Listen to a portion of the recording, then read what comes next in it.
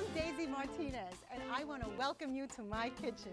Today we're going to start off with a wonderful grilled calamari in a sour orange marinade, onto Creole-style little potatoes in a spicy tomato sauce. And then we're going to finish the whole thing off with a gorgeous green Mariscada in Salsa Verde. Daisy Cooks is brought to you by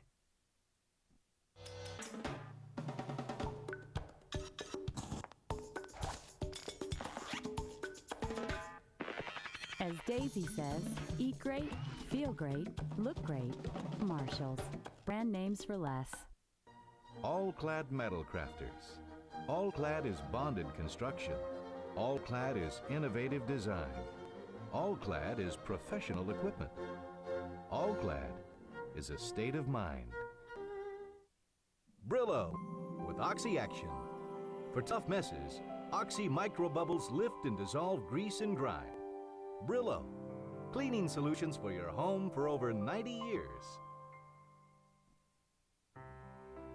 Diageo. As Daisy says, eat great, feel great, look great. And if you drink, drink responsibly. Diageo, celebrating life every day, responsibly. I just got off the phone with my mom. The first thing she said was, "Oh, nice of you to call." Ma, I spoke to you 3 days ago. Were you killing me? All kidding aside, though, I love to cook for my mother. But my husband, Jerry, is Italian. And if you marry an Italian, you're going to learn to eat calamares. But calamares is something that my mom really wasn't familiar with, and she never developed a taste for. So I figured if I could combine flavors that she was familiar with and that she loved with calamares, it would introduce her to something completely different and delicious. So I came up with this wonderful marinade for calamares. And guess what? I made them for her, and she loved them. And I'm going to make them for you, too, today. Okay, I've shown you naranja agria, the sour oranges that we use in the Caribbean.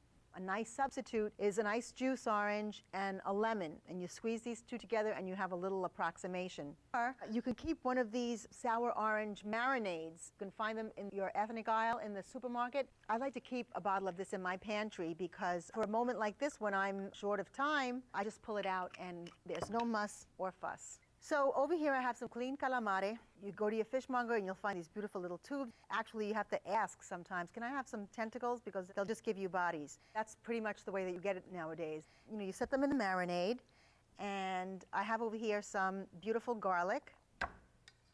And I'm only going to use this garlic just to perfume the marinade. So I'm just going to give it a little crack with the side of my knife and get it in that orange marinade. Also, I have some fresh oregano that I pulled out of the garden. I'm so lucky to have a little square where I can put my herbs, my basil and my cilantro, chives and sage and rosemary. So the herbs that are important to me and that are familiar to me in my cooking, I like to keep close by. Uh-oh, guess what I have here? I have your choice of heat. This is a dish that lends itself beautifully to a touch of heat. I know I always opt for the big kapow, the habanero pepper. I'm going to take it easy on you today and just use one of these little finger peppers.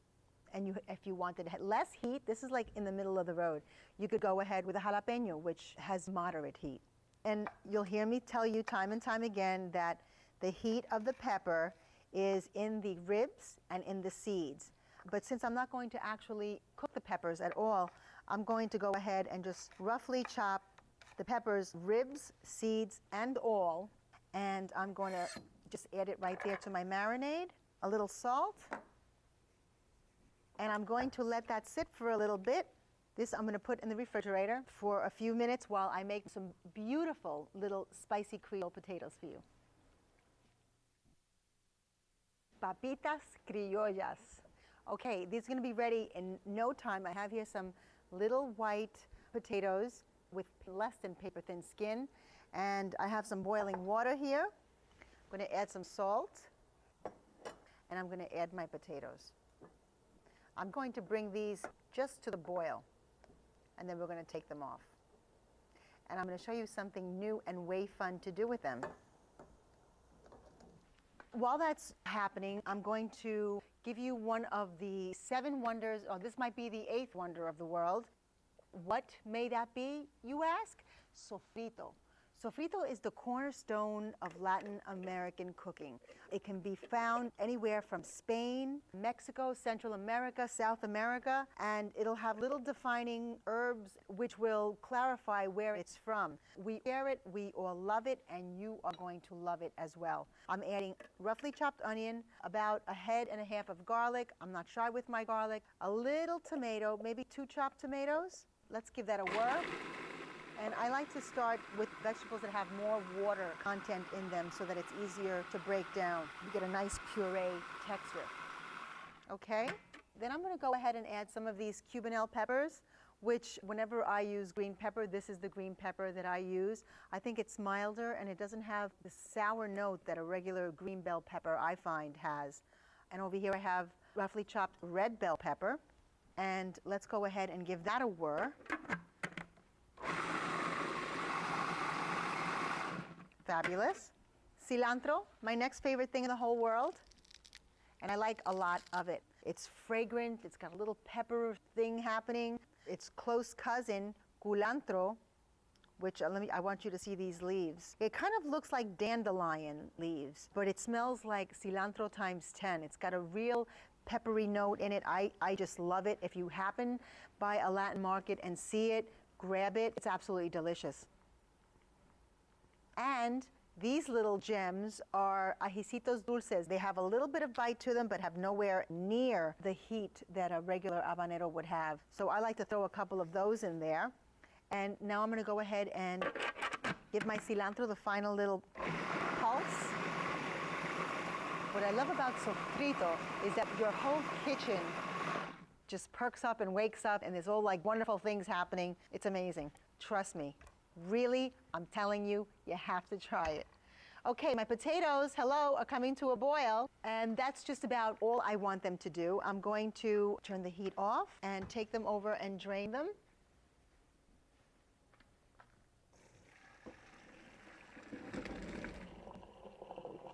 I'm going to let them drain there for a second. And I'm going to take some olive oil and just drizzle the bottom of the pan. You will hear me say over and over again, I don't use olive oil for frying. I use it for cooking or for dressing. The reason I do this is olive oil has a low smoke point, and when I put the sofrito in the pan, I want my kitchen to sing with the smells, with the fragrance, and it's definitely doing that right now. And I'm going to bring my potatoes over, let my potatoes drain on those nice paper towels for a second, and my sofrito has a very, very happy bubble going on. And when I do this, what I like to do is cook the water out of the sofrito. It concentrates the flavors and really intensifies the whole sofrito experience. Okay, here I go. Just a little red pepper, salt, and I have Spanish-style tomato sauce. And Spanish-style tomato sauce is just a tomato sauce that's been seasoned with Cubanelle peppers, a little onion, a little garlic. If you can't find Spanish-style tomato sauce, use regular little can of generic tomato sauce, not pasta sauce. I need to make that differentiation. Not the stuff you pour on your pasta, just regular cooking tomato sauce. Okay, good. Taste. I like it. Okay, now what I'm going to do is I'm going to bring my potatoes over and I'm just going to put them in this little sauce. Believe me, when I make this at my home, there's not one potato left, ever. And it's really funny because I'll see the kids eyeing the last potato because they know it's rude to take the last thing off a plate. And it's hysterical to watch them, see who reaches for the potato first. We're just going to roll these around so they're nice and coated. God, I love it when food looks like this. It's not even ready yet, and it's already inviting. Okay, so I'm going to cover these, lower the heat, and we're going to make a beautiful dish of roasted yellow peppers. I'm just going to dress them very simply with a little sherry vinegar, a little olive oil, some pretty parsley, and I'm going to have a lovely, lovely side dish. The way that I do roast peppers is I put them right on the flame. This is the way my grandmother used to do it. And whenever I smell peppers like this roasting, to me, it's Saturday afternoon at Abuela's house. It takes anywhere between 8-9 minutes to do a pepper. You're just going to let it come to heat. It's going to blacken completely, and we're going to roll them up in some paper towels that I'm going to dampen, and will just take the skin right off the pepper. And they'll make those little popping sounds. It's fine. And we'll just dampen these. Give them a little squeeze, and I'll set these right here on the corner of my cutting board and just let them be for a few minutes while the peppers get ready. So you're looking at this and saying, oh my goodness, she's ruining these perfectly gorgeous peppers. No, I'm not. What I'm doing is actually making them better. The blacker they are, the better it is. The more skin I'll be able to get off. I want them to blacken all over evenly. What I don't want to see are any spots that start to ash. If that happens, you know that you've given that spot too much flame. So it's going to take a few minutes, and I'll be back to show you what it looks like when it's completely, entirely black. Just about finishing these off. They're almost done. Trust me, I know it's really not as bad as it looks. It's actually quite good. My paper towels all ready. And one. This one looks good. Nice and black. It's charred all over. You'll see the skin is all blistery. And I'm just going to go ahead and wrap it up right in this paper towel, just like that. And set it aside. And you can see the peppers are very hot at this point. And when you grab them, the blistered skin even starts to like crack and peel away. And so when I add that to my paper towel, they're really, really hot. So you need to be careful. It looks like they're steaming, but you know, that's okay. And I'm just going to set them aside here until they're cool enough to peel. I'm going to take a peek at my potatoes. Very lovely. My potatoes are very happy. Lovely. Because it hasn't been a long while, the citrus really has not cured the calamares. And I want to give this pan some nice heat. I just want to paint my grill pan because I want to get some nice marks. Let that pan get nice and hot. I'm going to come over here. My peppers are nice and cool, and I'm just going to take the top right off of that. Take the bottom right off of that. Slit my pepper. Now I can open it up. Scoop out the inside. Okay, and I want to take these big ribs out. And now I can just scrape the skin right off the pepper. Pretty cool, huh? It's very easy, foolproof. I mean, they really get that flavor. And plus, your house smells phenomenal. And I'm just going to cut them in little ribbons. Set them over here. I'm just going to add them to the peppers that I've done a little earlier. I'm going to slice a little bit of garlic, just right on top, just to give it a little perfume. Some fresh parsley, a teeny bit of sherry vinegar, just to give it a little bit of sparkle, and a little drizzle of olive oil. Isn't that pretty? And I'm ready for my calamares. Wow, that smells good. I got some serious calamari action going on here. And you want to be careful if you're not used to working with peppers, especially the little hot peppers that we put over here. You want to shake them off before you put them in the hot pan because they do tend to release a lot of their oil. And sometimes it can get in your eyes, or if you're not used to it, you can breathe it in and start to cough. And then you can teach your little calamares tentacles to do a little calamare dance, like this.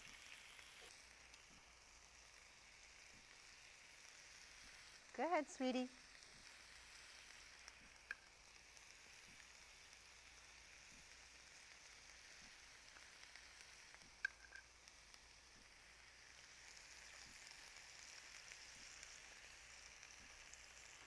Lovely. Okay, and that's about as much as I want to cook them because I don't want them to turn into pencil erasers. So let me set these back here for a second and bring these over here. And they really do look lovely, my potatoes, if I do say so myself. And they're beautiful, buttery, and soft. It smells so good in my kitchen right about now. It smells good enough to make a plate. We'll add some of these calamares. Yum. Okay, and I'm going to serve myself some of these beautiful yellow roasted peppers. And I need some of these delicious potatoes. Oh, my mouth is watering. Oh my goodness. I love potatoes this way. I love potatoes this way. And I think that once you taste these potatoes, they're going to become one of your favorite potatoes too. Wow, I'm so excited. What should I start with? Let's start with abuela's peppers. Ahora sí. Beautiful. So simple. Fast, quick, delicious. I'm going to try one of these calamares. Fabulous. They're chewy, but not rubbery. They've got a beautiful satiny texture. This is amazing. 45 minutes, papitas criollas, roasted yellow pepper salad, and grilled calamares in a hot pepper marinade. And I'm going to have a little red wine because these are really strong flavors. They're bold, they're fresh, they're zesty, they're in your face. And I don't mind a red wine with all those terrific flavors. It really stands up to it. You have got to try this. Buen provecho.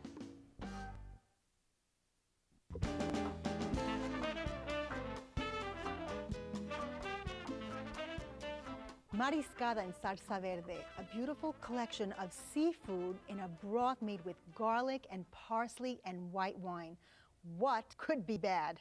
Absolutely nothing. And it's ready in minutes. It's really no fuss. You have all your seafood ready beforehand and you have dinner in 15 minutes.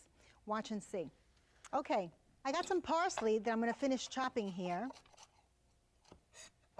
Chop, chop, chop. I'm just going to add this right here. I like garlic for this dish, okay, because it's really going to perfume the broth. So about 3-4 cloves of garlic, more if you like garlic, less if you don't. I can't imagine not loving garlic. And we want to watch the heat on this. I'm going to add some parsley too. Already this is looking good. The garlic will tell you when it's ready. It's beautiful and perfumed. I don't want color on this garlic, and I don't want anything sticking to the bottom of this pan. So a dry white, and raise the heat a little bit to cook that off. Woo, girl, it's smelling like wine in here now. I'm a happy babe. I'm going to go ahead and add some cornstarch to a little bit of milk here to round out the sauce. Stir it in.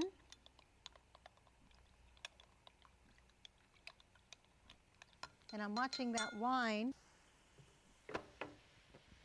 Give it another second or so. Okay, we've got some really pretty Canadian scallops, the dry scallops, which I just love. I just think they're one of God's miracles. They just smell beautiful. The texture is silky and delicious. And some Little Necks, and this yellow stuff that you see floating around in here is some cornmeal that I've given the clams. It's an old secret. You put the cornmeal and a little bit of salt in the bath, and you get rid of the sand. They eat the cornmeal and spit out the sand, and you don't have any sand in your sauce, which God knows you don't want sand in your sauce. Okay, that looks good. I'm going to add just a little bit of clam broth. The reason why I'm doing that, even though the clam's going to let their liquor out, is because I really want a broth. And I want my mariscada to be nice and brothy. You usually serve mariscada with yellow rice. I find that it's absolutely just as delicious with pasta, but in either occasion, it's really nice to have a lot of broth. And I like to sop it up either with the rice or the pasta, or even just with bread, like my daddy says. It's good with bread. Dad's right. I just want to give this another stir to make sure that we don't want the cornstarch sinking to the bottom. And I'm going to go ahead. Okay, and I'm going to just stir this. And one thing about cornstarch comes together at 145 degrees. And after that, you have to treat it very gently because the sauce will break. It won't hold together. Okay, so you see it bubbling around the edge over here. Time to turn this down. It's happening almost immediately. The shrimp are turning opaque because I had a nice hot broth for the shellfish to go into. They're going to poach gently. I can lower the heat and not worry about overcooking my shrimp and adding the clams and not having it all come together, at the same time, which is really important for a dish like this. You don't want to salt the finished dish before it's done. Because we're adding shellfish, and shellfish lives in salt water, this way you can gauge and you can monitor and control the amount of salt in your dish a lot easier. If my mother's watching now, I know she's got the car keys in her hand and is looking at my father. Pick up a loaf of bread, Raymond. I'm going to just take the clams, just give them a little rinse. This is just about ready. You see it bubbling? Look how gorgeous. Look at the pink of the shrimp and the white of the scallops and the green. I get excited about things like that. And I'm just going to give this another quick stir.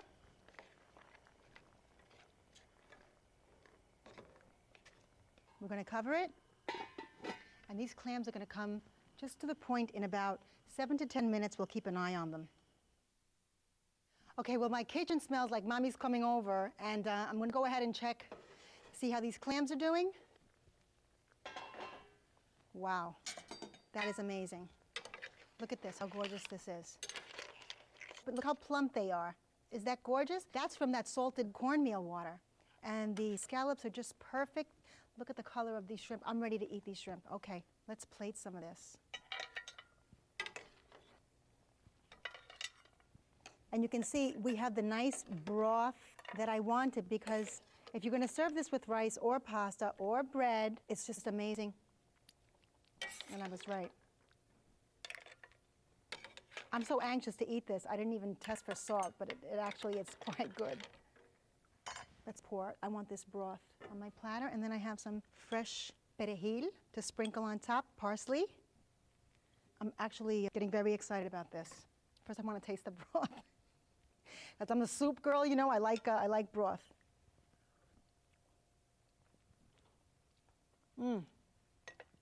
That is absolutely amazing. I mean, I don't like to toot my own horn, but toot toot, okay? This is amazing.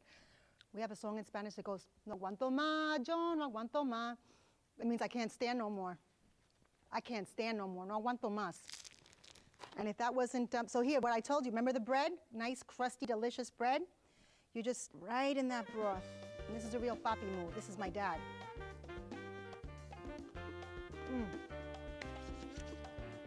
Okay, so the Mariscada is on at my house. You all are invited, and I have one thing left to say. Buen provecho. Daisy Cooks, Latin flavors that will rock your world, contains over 200 of her detailed recipes. With each order, you also get a Dick's DVD at no additional cost. It includes the never-broadcast Daisy pilot and 3 favorite shows. To order, call 800-336-1917. The price is $29.95. You can also order the Daisy Cooks book with free DVD at her website, daisycooks.com. Hola, it's Daisy. Hey, I'd love to hear from you. You can reach me at daisycooks.com. Tell me what you think. Sign up for my newsletter and get recipes and tips in English and Spanish. It's all at daisycooks.com. Daisy Cooks is brought to you by